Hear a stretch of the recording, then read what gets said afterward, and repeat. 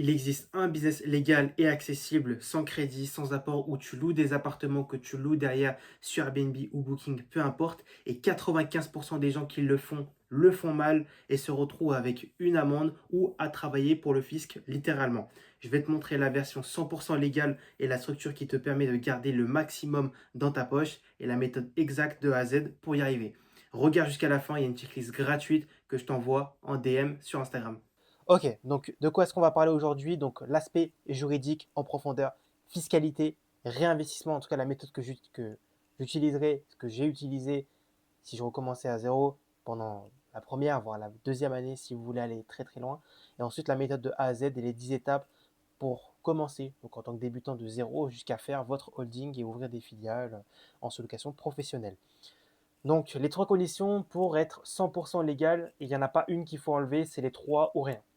Sinon, l'activité est reconduite comme de la sous-location dissimulée et c'est 100% illégalisé. Premièrement, c'est l'accord du propriétaire. Donc la transparence de l'activité sur ce que vous faites par rapport au propriétaire. Vous lui dites bien au propriétaire que vous faites de la location courte durée et de toute manière, c'est ce qu'il va signer dans le bail dérogatoire.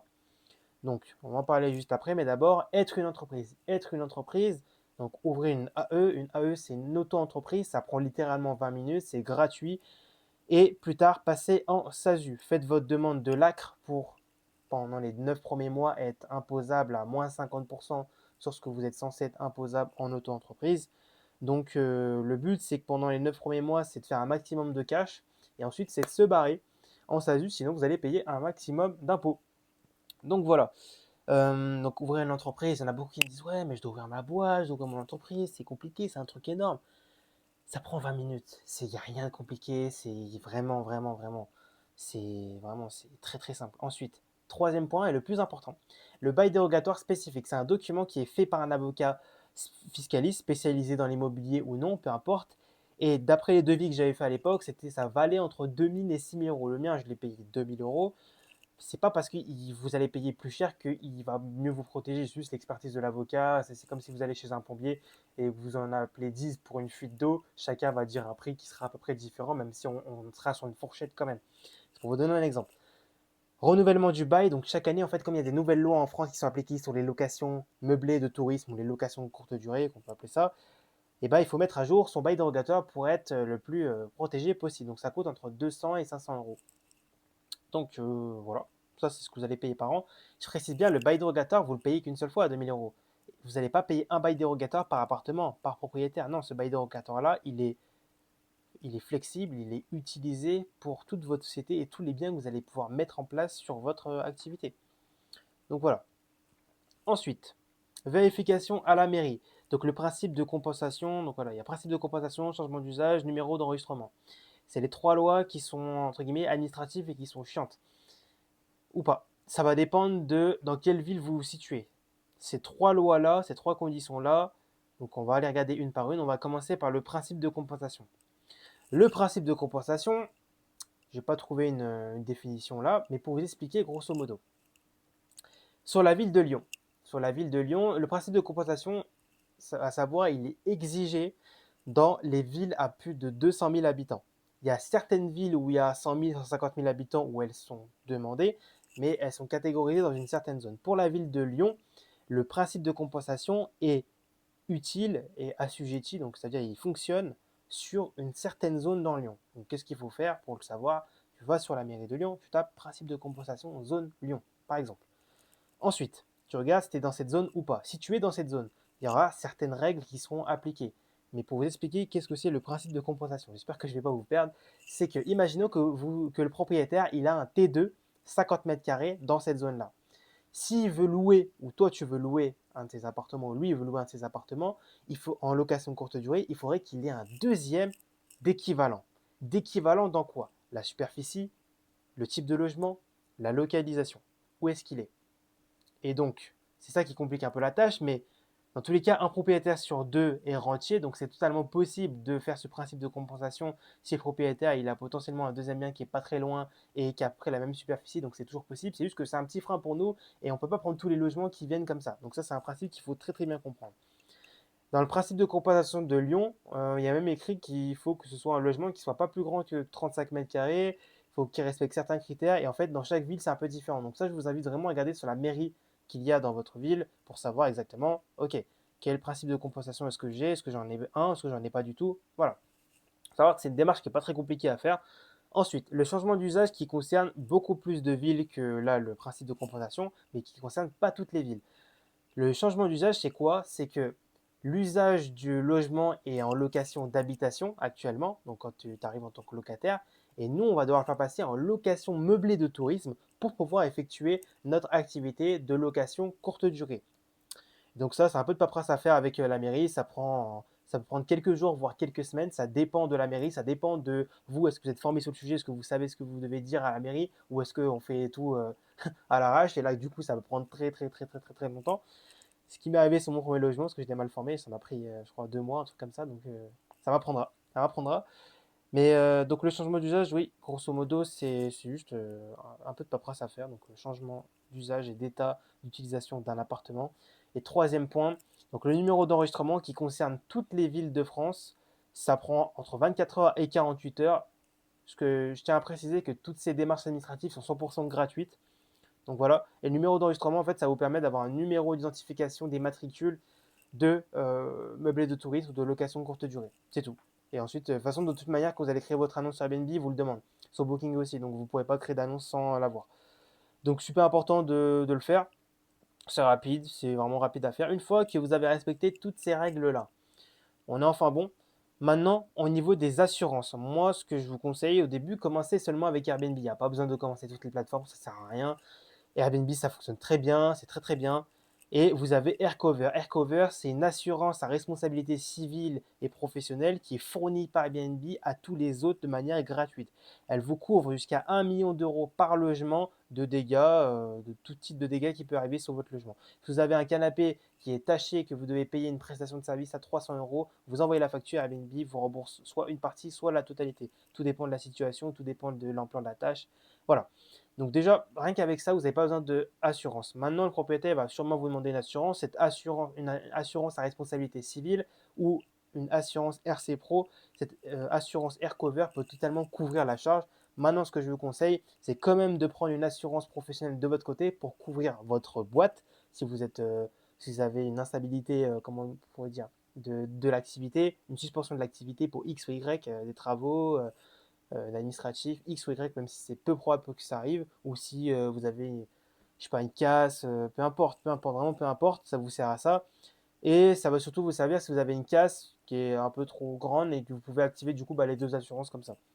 Donc RC Pro, ce qu'on appelle, aujourd'hui il y a plusieurs assurances, je ne vais pas vous dire laquelle moi j'utilise, mais je la donne à tous mes élèves d'ailleurs, mais il y en a vraiment quelques-unes en France qui veulent faire la location courte durée parce que la plupart, moi j'en avais appelé beaucoup, ne veulent pas assurer des locations courte durée. Mais il y en a quand même qui veulent.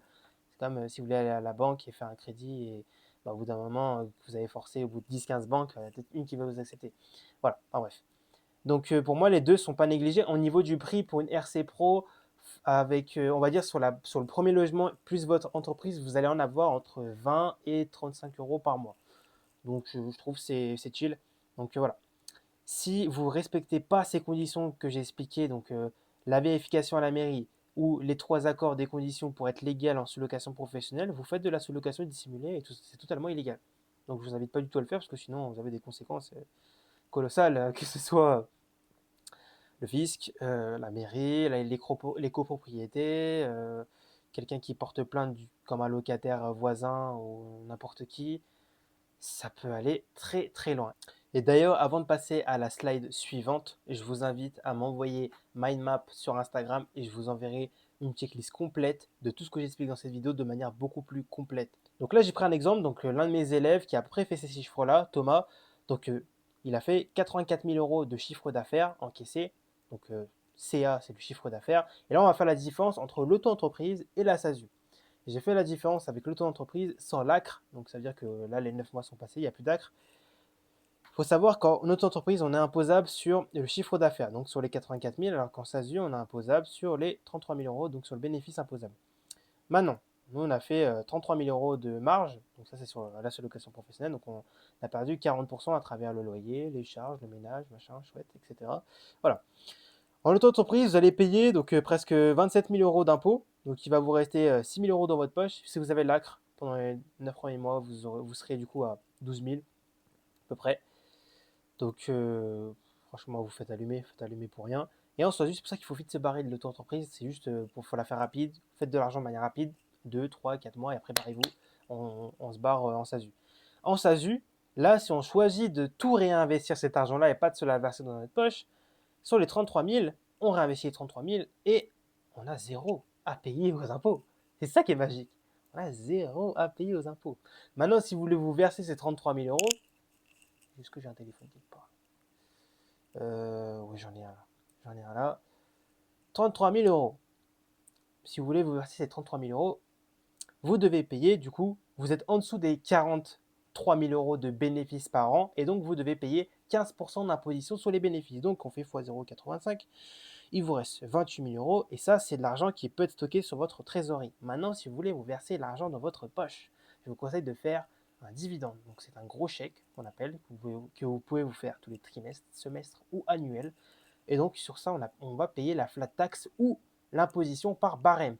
Alors là, j'ai la flemme de faire l'imposition par barème, mais l'imposition par barème, donc sur l'IR, si vous êtes en dessous d'un dividende annuel de 120 000 euros, c'est beaucoup plus intéressant de le faire.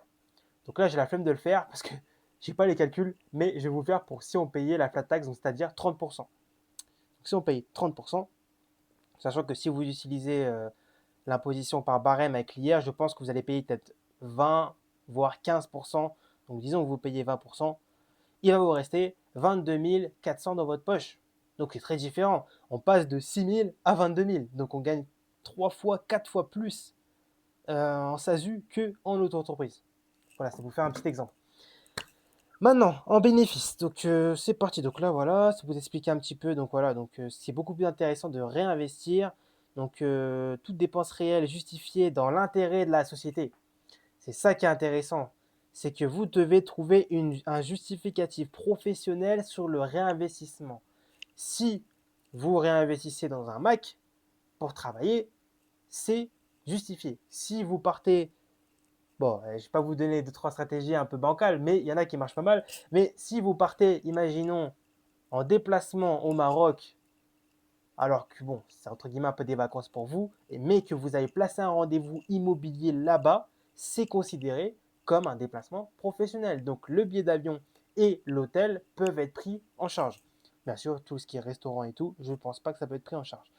Donc vraiment, après ça, je vous laisse voir avec votre comptable niveau SASU, mais on peut faire beaucoup, beaucoup, beaucoup de choses intéressantes niveau fiscalité. Donc après, tu peux réinvestir dans beaucoup de choses qui sont très logiques, du recrutement, du marketing, des outils, du matériel, des formations. Donc ça, voilà, mais fais vraiment gaffe. Commence pas à faire facturer une Play ou une voiture de sport. C'est très compliqué. Et là, le fisc, ils vont te remonter. Ça va être chiant pour toi. Donc, ah bah, tu vois. Si on paye la flat tax, j'expliquais juste avant, si on paye la flat tax et qu'on ne fait pas l'imposition par barème, même si l'imposition par barème est plus intéressant, et ben voilà, on paye, il nous reste 19 000 dans notre poche. Donc la différence, elle est là. Elle est énorme. C'est qu'on fait 3 fois plus dans notre poche, donc en tant qu'humain français, en tant que résident fiscal français, que en auto-entreprise. Donc c'est top. Donc, maintenant qu'on a passé sur la partie fiscalité, d'ailleurs, vous me dites en commentaire si vous voulez que je fasse une vidéo détail sur la fiscalité, parce que là, j'ai passé quoi, 10-15 minutes dessus, pareil sur la partie juridique, je peux vraiment approfondir le sujet. C'est juste le but, c'est de taper un peu tous les sujets et que vous avez de la data un peu de partout. De toute manière, là, je peux encore faire pas mal de vidéos sur YouTube, je peux faire des vidéos à l'infini, le sujet il est tellement large. Et j'ai tellement de compétences et de connaissances dans beaucoup de domaines qui se rapprochent à la location professionnelle et que j'utilise tous les jours ou toute l'année dans ma boîte. Donc, super intéressant. Donc, de zéro à la holding de A à Z. Donc, l'étude de marché. L'étude de marché, vous allez faire une étude de marché de rentabilité, de concurrence et de demande locale. Vous allez voir, est-ce qu'il y a de la demande dans la zone dans laquelle vous êtes? Est-ce que sur Airbnb, j'ai de la concurrence? Est-ce que leurs calendriers sont remplis? Utilisez RDNA pour aller chercher le taux d'occupation. Et là, vous saurez à peu près. Alors, moi, j'aime pas trop RDNA parce que je trouve qu'il se base un peu sur n'importe quoi. Je trouve les calculs, c'est un peu fait moyen. Genre, par exemple, si un propriétaire il a mis son appartement genre une seule fois dans l'année, il va être compté dans les stats alors que c'est pas un locataire, enfin quelqu'un qui fait de la location de courte durée toute l'année quoi. Donc du coup ça baisse les stats.